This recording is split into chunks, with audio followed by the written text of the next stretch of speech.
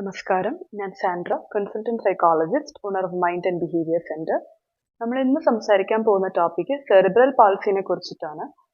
Cerebral means it's the largest part of the brain, cerebrum, and palsy means the problems or the weakness with using the muscles എന്നാണ്.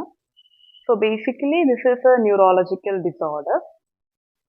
നമ്മുടെ ബോഡിയുടെ 3 കാര്യങ്ങളെയാണ് mainly cerebral palsy effect ചെയ്യുന്നത്. ഒന്ന് body മൂവ്മെന്റിനെ, ശരീരത്തിന്റെ ചലനത്തെ, then the muscle tone and the body posture. Short ഫോമിൽ നമ്മൾ ഇതിനെ CP എന്ന് വിളിക്കും. So CP is a motor disorder which is accompanied with many other associated impairments. ഇത് ഡെവലപ്പ് ആവുന്നത് ഒന്ന് കുഞ്ഞ് അമ്മയുടെ ഗർഭാവസ്ഥയിലായിരിക്കുന്ന സമയത്ത്, then during the time of the labour, ഒരു കോംപ്ലിക്കേറ്റഡ് ഡെലിവറിയുടെ സമയത്ത് CP ഡെവലപ്പ് ആകാം. ആൻഡ് ഓൾസോ ജനിച്ച ഉടനെ, അതായത് ഒരു ബർത്തിന്റെ സമയം തൊട്ട് ഒരു 1 year ടൈം, ഇതിനിടയിലും CP ഡെവലപ്പ് ചെയ്യാം.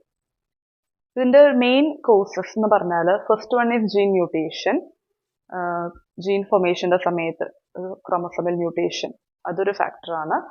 And the next is maternal infection, like അമ്മയ്ക്ക് പ്രഗ്നന്റ് ആയിരിക്കുന്ന സമയത്ത് അമ്മയ്ക്ക് എന്തെങ്കിലും ഇൻഫെക്ഷൻ, സിഫിലിസ്, റുബെല്ല പോലത്തെ ഇൻഫെക്ഷൻസ്, ഓർ ഇൻട്രായൂട്രൈൻ ഇൻഫെക്ഷൻസ്, പ്ലാസന്റയിലോ ഫീറ്റൽ മെംബ്രെയിൻസിൽ എന്തെങ്കിലും ഇൻഫെക്ഷൻസ് സംഭവിച്ചാൽ, ആൻഡ് എക്സ്പോഷർ ടു ടോക്സിൻസ്, അതൊരു ഫാക്ടറാണ്. And next fetal stroke, proper blood supply ബ്രെയിനിൽ കിട്ടിയില്ലെങ്കിൽ അതൊരു ഫാക്ടറാണ്. Then bleeding in the brain, തലച്ചോറിന് രക്തസ്രാവം സംഭവിച്ചാൽ CP ഡെവലപ്പ് ആവാനായിട്ടുള്ള ഒരു ചാൻസസ് ഉണ്ട്. And the next infant infection. Infant infection എന്ന് പറയുമ്പോൾ ഒരു ബാക്ടീരിയൽ മെനഞ്ചിറ്റിസ്, ലൈക്ക് മെനഞ്ചിറ്റിസ് എന്ന് പറഞ്ഞാൽ എന്താ, നമ്മുടെ ബ്രെയിനിന്റെ ഒരു പ്രൊട്ടക്റ്റീവ് ലെയർ ആണ്, ബ്രെയിനെ പ്രൊട്ടക്ട് ചെയ്യുന്ന ഒരു ലെയർ ആണ് മെനഞ്ചൈറ്റിസ്. ബാക്ടീരിയൽ മെനഞ്ചൈറ്റിസോ വൈറൽ എൻസെഫലൈറ്റിസോ ഓർ സിവിയർ ജോണ്ടിസ് ഒക്കെ കുഞ്ഞിന് വന്നാൽ അതൊരു ഫാക്ടറാണ്. And the next factor is low oxygen supply, ഒരു lack of oxygen supply to the brain. കുഞ്ഞിന്റെ ബ്രെയിനിൽ വേണ്ടത്ര ഓക്സിജൻ സപ്ലൈ ഇല്ലെങ്കിൽ അതൊരു ഫാക്ടറാണ്, റിസ്ക് ഫാക്ടറാണ്. പിന്നെ കോംപ്ലിക്കേറ്റഡ് ഡെലിവറിയുടെ സമയം, ഒരു അമ്മ ഒരു കോംപ്ലിക്കേറ്റഡ് ആയിട്ടുള്ള ലേബർ ആണെന്നുണ്ടെങ്കിൽ, ബ്രീച്ച് ഡെലിവറി ഒക്കെ ആണെന്നുണ്ടെങ്കിൽ, ലൈക്ക് ക്രൗണിങ്, യൂഷ്വലി ക്രൗണിങ് ആണ് നടക്കേണ്ടത്, അതിന് പകരം കാലാണ് ആദ്യം വരുന്നത് എന്നുണ്ടെങ്കിൽ അതൊരു റിസ്ക് ഫാക്ടറാണ്. പിന്നെ പ്രിമച്വർ ബർത്ത്, ഒരു മാസം തികയാതെയുള്ള പ്രസവം, and low birth weight. So ഇതൊക്കെ ആണ് മെയിൻ ആയിട്ടുള്ള റിസ്ക് ഫാക്ടേഴ്സും കോസസും. ആൻഡ് നെക്സ്റ്റ് നമ്മൾ കാണാൻ പോകുന്നത് സൈൻസ് ആൻഡ് സിംറ്റംസ് ആണ് CPയുടെ. യൂഷ്വലി this appears during ഒരു initial few months or years of age, and this varies greatly depending on the child's development. ഒരു കുഞ്ഞിന്റെ കഴുത്ത് തുറക്കാനും, അതുപോലെ തന്നെ കുഞ്ഞ് റോൾ ചെയ്യാനും, ക്രോൾ ചെയ്ത് സ്ഥലത്ത് പിടിച്ചു നിൽക്കാനും നടക്കാനൊക്കെ ഒരു ടൈം ഉണ്ട്, ആ ഒരു മോട്ടോർ ഡെവലപ്മെന്റ് അച്ചീവ് ചെയ്യാനായിട്ടുള്ള ഒരു ഏജ് ഉണ്ട്. പക്ഷെ CP ഉള്ള ഒരു കുഞ്ഞ് ഇതിന് ലേറ്റ് ആയിട്ടായിരിക്കും ഇതൊക്കെ അച്ചീവ് ചെയ്യുന്നത്, ഒരു ഡിലേ ഉണ്ടാവും അവർക്ക്. And the condition may affect the whole body or just lower part of the body or just one limb. അതിന് നമ്മൾ ഹെമിപ്ലീജിയ, ഡൈപ്ലീജിയ, ക്വാഡ്രിപ്ലീജിയ എന്ന് പറയും. ഹെമിപ്ലീജിയ എന്നാണെങ്കിൽ വൺ സൈഡ് ഓഫ് ദ ബോഡിയാണ് അഫക്ട് ചെയ്യുന്നത്. ആൻഡ് ഡൈപ്ലീജിയ എന്ന് പറയുമ്പോൾ symmetrical parts of the body, like maybe both arms or both legs.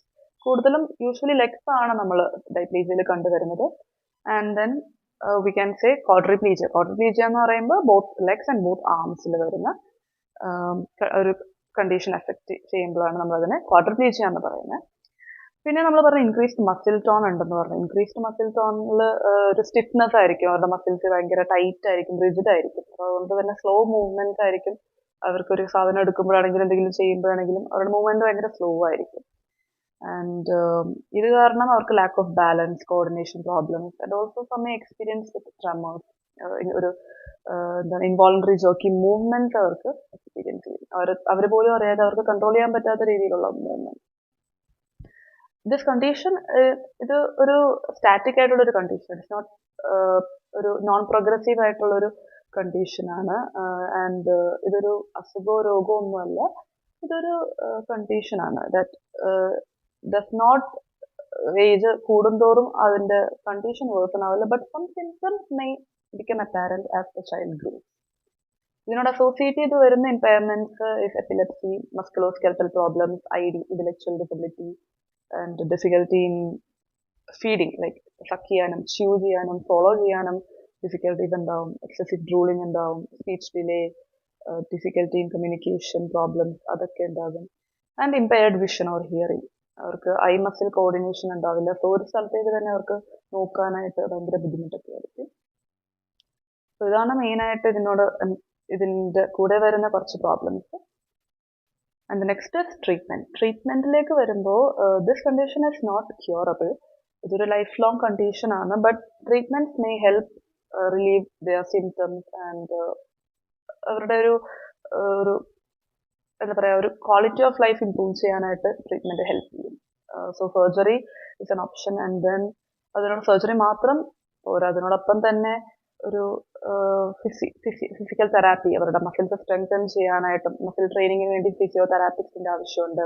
അവരുടെ സ്പീച്ച് ഇംപ്രൂവ് ചെയ്യാനായിട്ട്, കമ്മ്യൂണിക്കേഷൻ പ്രോബ്ലംസ് മാറ്റാനായിട്ട് ഒരു സ്പീച്ച് തെറാപ്പിസ്റ്റിന്റെ ആവശ്യമുണ്ട്. അവരുടെ ഡെയിലി ആക്ടിവിറ്റീസ് മാനേജ് ചെയ്യാൻ വേണ്ടിയിട്ട് ഒക്കുപേഷണൽ തെറാപ്പിസ്റ്റിന്റെ ആവശ്യമുണ്ട്. അവർക്ക് ഭക്ഷണം കഴിക്കാനുള്ള ബുദ്ധിമുട്ടുള്ളത് കാരണം മാൽന്യൂട്രീഷൻ ഉണ്ടാവും. സോ ഒരു ഡയറ്റീഷ്യന്റെ ആവശ്യമുണ്ട്. ഏതൊക്കെ ഫുഡ് കഴിക്കണം എന്നൊക്കെ ഉള്ളത്, എങ്ങനെ കഴിക്കണം ഒരു ഗൈഡൻസിന് വേണ്ടി ഡയറ്റീഷ്യന്റെ ആവശ്യമുണ്ട്. പിന്നെ പീഡിയാട്രിക് ന്യൂറോളജിസ്റ്റിന്റെ ആവശ്യമുണ്ട്. And recreational therapy also helpful ആയിരിക്കും അവരുടെ ഒരു ഓവറോൾ ഹെൽത്ത് ആൻഡ് ഫിറ്റ്നസിനെ ഇംപ്രൂവ് ചെയ്യാൻ വേണ്ടിയിട്ട് recreational therapy.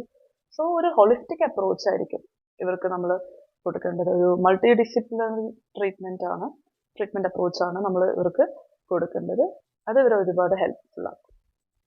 So thank you.